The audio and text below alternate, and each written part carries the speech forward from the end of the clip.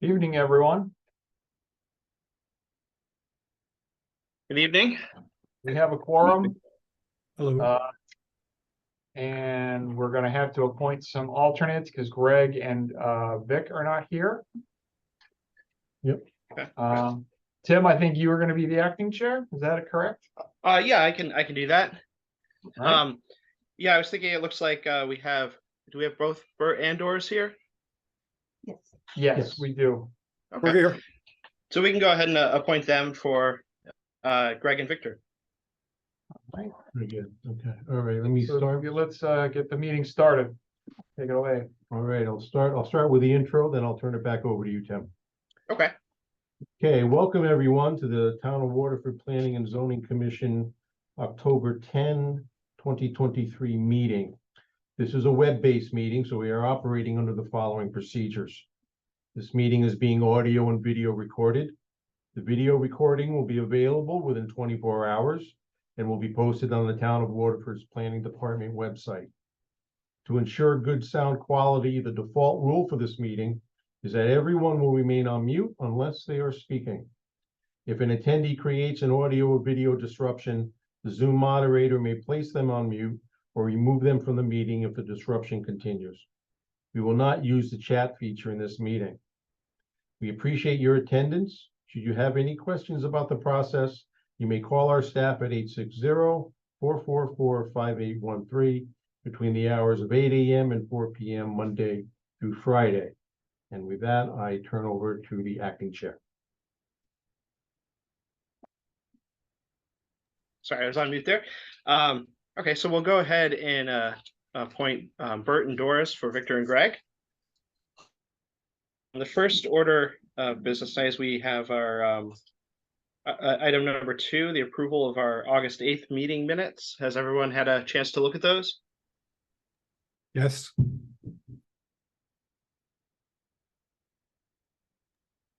Yes, I did. Yes, I did.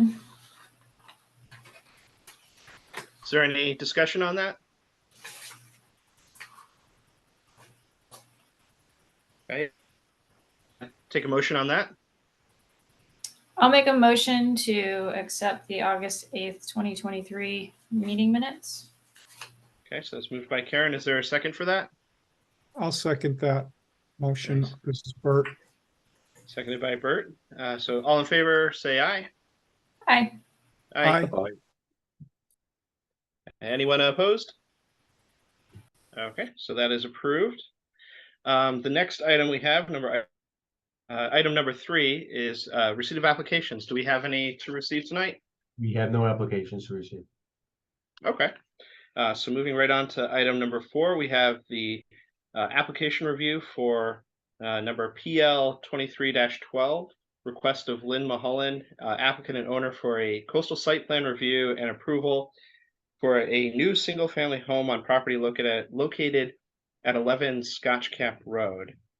Do we have the applicant here tonight? Yes, I'm here. Okay. Would you like to go ahead and present your application? Sure. My name is Lynn Mulholland. I own the property at 11 Scotch Cap Road. Bought that in 2019 with my husband. It's now in just my name.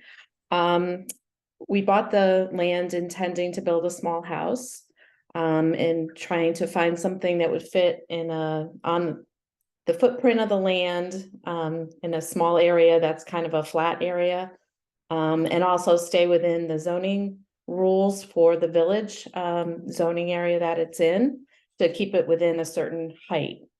So we searched around, found a plan, and then worked with a Connecticut architect and then the surveyor to kind of place that house on the land and, you know, make it something that would be approvable. We then talked a little bit with the town planner and got some guidance to fill out the paperwork to then present to you the zoning application and have the zoning and then the coastal management approve the plans that we have. So, and just a little bit about ourselves, we have experience in building, and if that's of any concern to you at this point, we built our home in Salem, 1995. It's a 2,500 square foot house on about 7 acres of land.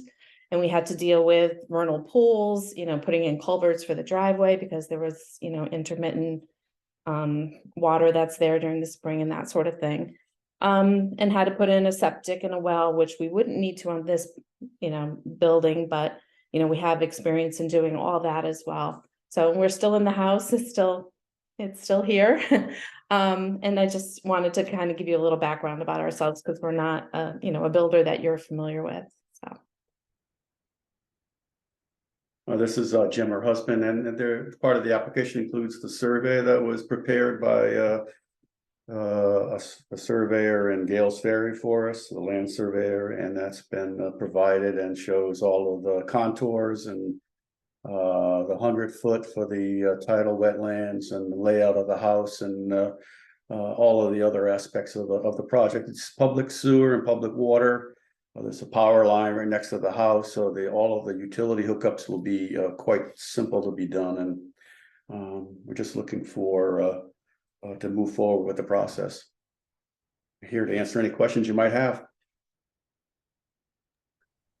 Do any of the commissioners have questions at this point? I had one question, Tim, if I may. This is Bert. Absolutely, go for it. So I looked at the plans and love the house design. I actually have two questions. One, I was curious if there was a potential for you to put solar on that, and if you're situated in such a way that you can accommodate that. The other question is, since you're about 50 feet up from the shoreline, I was wondering if there was ledge and if any blasting was going to be required to get a foundation in. So to your first question, we have considered it. We haven't gotten a formal approval or somebody's input on doing that. So I can't answer definitively on whether there will be solar or not. To your second point, I'm not sure what we're going to encounter when we start digging, as far as blasting and that sort of thing. I don't know, Jim, if you have had any conversations with the Yeah, excavator? it's not a full basement. It's a crawl space, so the amount of digging will be minimal. I don't expect there to be any need for that.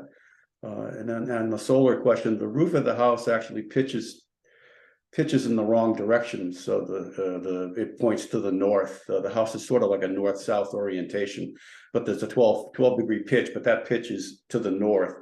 So couldn't put solar panels on the roof per se to do it. So we've been considering other options. We do want to do solar, but we'd have to figure out where we put the panels.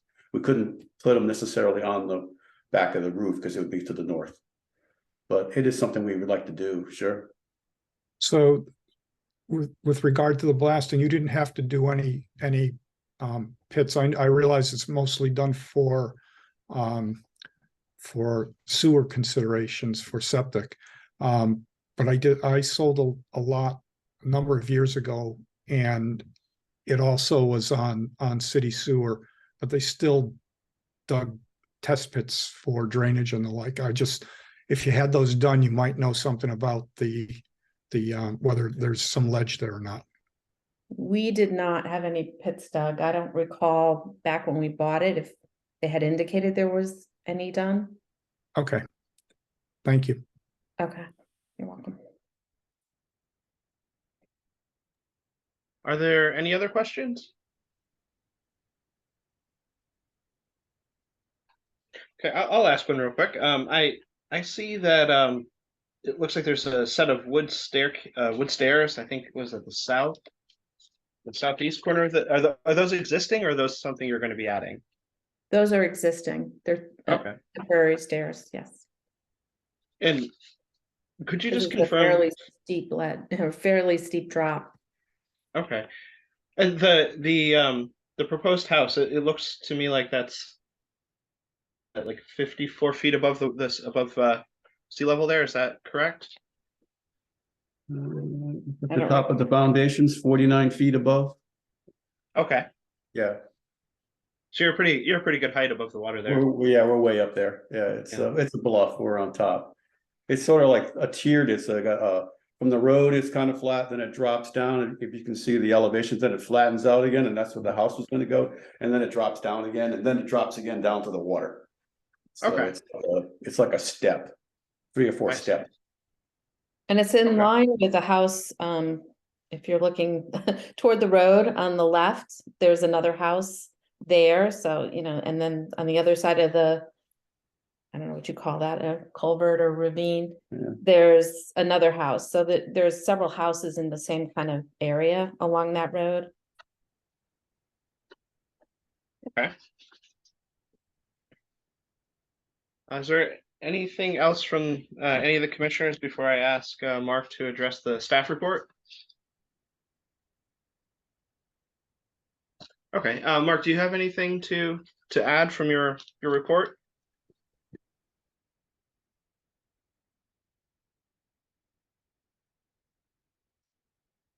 I think you're muted.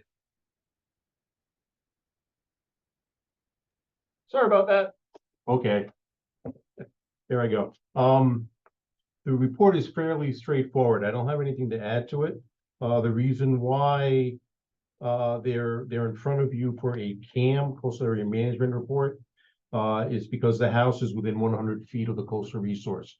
Coastal resource here is a tidal wetlands, which are way down, you know, down at the boundary with Smith Cove. So that's why they are this application is in front of you for a CAM. Normally, if the house was further than 100 feet from that coastal resource, you wouldn't be even seeing it as a CAM. But all the development on the property is at a much higher elevation, farther back, as far as they could go. They're respecting the front yard setbacks and also the side yard setbacks. So they're pretty tucked as far away from the coastal resource as they could, without encroaching over the setback lines. The application was referred up to DEP for review, and we received a positive report from them. So that's why we're going forward. We can go forward with the review now. Okay, and it looked like there were 3 conditions that you recommended for erosion control and things like that. Yes, yeah, let me point those out. Condition number 1 is that the erosion control measures that are installed during construction will remain on site for the duration of the project and until the establishment of a vegetative cover on disturbed areas. No work covered by this permit, including the stockpiling of materials, shall be conducted outside of the proposed silt fence area. That proposed silt fence appears also to be their limits of clearing and limits of work. And an as-built survey shall be submitted and approved by the zoning official prior to the issuance of a certificate of zoning compliance. This requirement is to verify that all the improvements have been constructed in accordance with the approved plan. Thank you, Mark. Do any commissioners have questions for Mark on that? I just have a comment. Sure.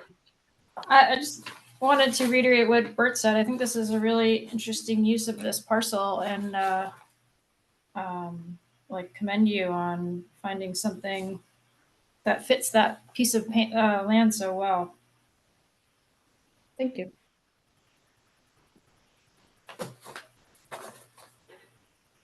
Is there That's it. any other comments?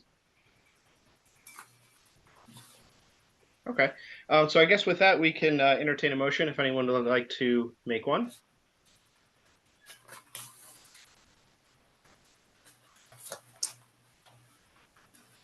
I can make a motion if you like. Thank you.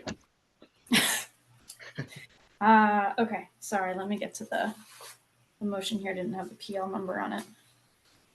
Okay, make a a motion to approve application PL 23-12, 11 Scotch Cap Road, as approved. Oh, sorry. I thought I could read Mark's thing, but I can't see it. As approved with conditions 1 through 3, consistent with all applicable coastal policies, and includes all reasonable measures to mitigate adverse impacts. So, we would approve this application with conditions 1 through 3 as indicated in the report. Is there a second for that motion? I'll second I'll the motion. second it. See, I think two people might have been speaking at once, but I saw Tim's icon activate, so I'll say Tim seconded that. All in favor, say aye. Aye. Aye. Aye. Aye. Anyone opposed? Okay, that's unanimously approved. Thank you, Mr. and Mrs. Mulholland. I'll echo what everyone else said. I like the look of your house that you're designing there. I think it's going to look great on the street. Thank you. Thank you all. Have a good night. Good night. You too. See. With that, we can go on to item number 5, administrative review. Do we have anything under that tonight? No, we don't. Okay. Any correspondence? No correspondence. Okay. For item number 7, commission business review of past months and ongoing projects. Is there anything that you'd like to update us on tonight? Sure, yeah, quickly. Similar to what we had just reviewed, we have another CAM that's in a preliminary review right now in staff on Niantic River Road, 224 Niantic River Road.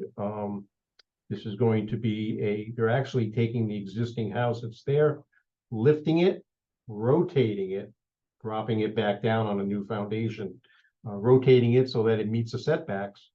And then there's also some work grading associated with that. So that will be in front of us once they get out of a preliminary review process.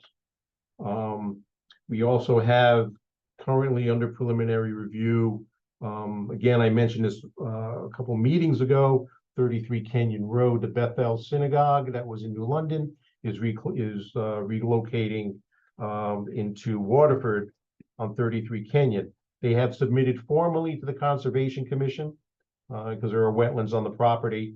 And once they are pretty much well ahead in the conservation review, I expect to be seeing them with a formal submission of planning and zoning. We also have under preliminary review, a proposed hotel to go in where the old McNamara's used to be on Willits Avenue.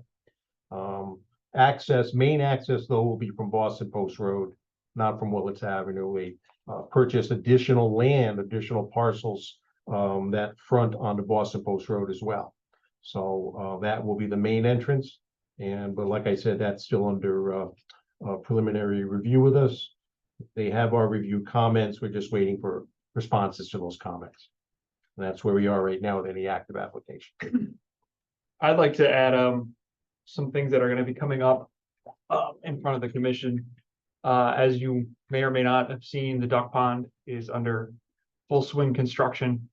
And part of the project, there's been some elements added to the project, which will require a modified 824 review, which will be coming forth on the next meeting.